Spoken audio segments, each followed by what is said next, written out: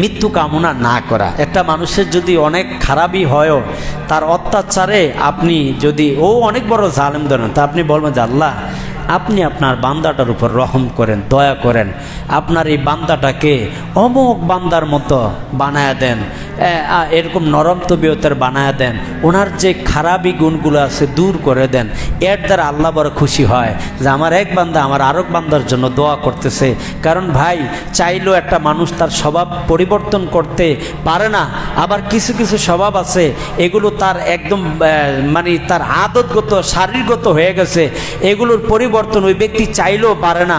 কিন্তু আল্লাহর কাছে যদি দোয়া করা হয় বেশি বেশি করে, আল্লাহ যদি আমার আপনার দোয়ার বরকতে এই মানুষটার পরিবর্তন ঘটায় দেয়, এই মানুষটাই আমার জন্য সবচেয়ে হিতাকাঙ্ক্ষী হয়ে যাবে, উনি আমার সবচেয়ে ভালোবাসার পাত্র হয়ে যাবে, ওনার কাছে আমি সবচেয়ে বেশি ভালোবাসার পাত্র হতে পারি কি পারি না বলেন? এই জন্য আমাকে আপনাকে দোয়া করতে হবে। মানুষের খারাপি দেখে তার ধ্বংস, তার হত্যা কামনা করা যাবে না। এই জন্য কী করতে হবে? দোয়া করতে হবে বেশি বেশি করে। আর দোয়ার মাধ্যমে আল্লাহ তাআলাকে আপনি মধ্যম রাখেন, আপনি নিজেই কোনো কিছুতে মধ্যম হয়েন না, আল্লাহ তাআলাকে মাধ্যম রাখেন। আল্লাহ আপনি ছাড়া আর কেউ পারবে না, আল্লাহ আপনি এই ক্ষতি থেকে আমাকে বাঁচান। আল্লাহুম্মা ইন্না নাজআলুকা ফি নুহুরিহিম ওয়া নাউযু বিকা মিন শুরুরিহিম।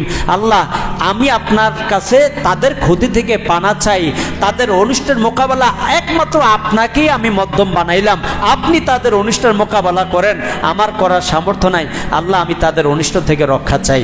আপনি এই দোয়াটাও করতে পারেন, আপনি নিজেকে নিজে বাঁচাইলেন, ওই ব্যক্তির জন্য হেদায়েত চাইলেন। আমার নবীজি সব সময় কিন্তু বান্দা উম্মতের হেদায়েতের দোয়া করছেন। অনেক কষ্ট নবীকে দেওয়া হয়েছে, তারপর নবী বদদোয়া করেন না। সাহাবায়ে কেরাম বলেন উহুদের ময়দানে দান্দান মুবারক শহীদ হয়ে গেছে, কয় ইয়া রাসূলুল্লাহ আপনার দান্দান মুবারক তারা শহীদ করে দিল, আপনি তাদের জন্য বদদোয়া করেন।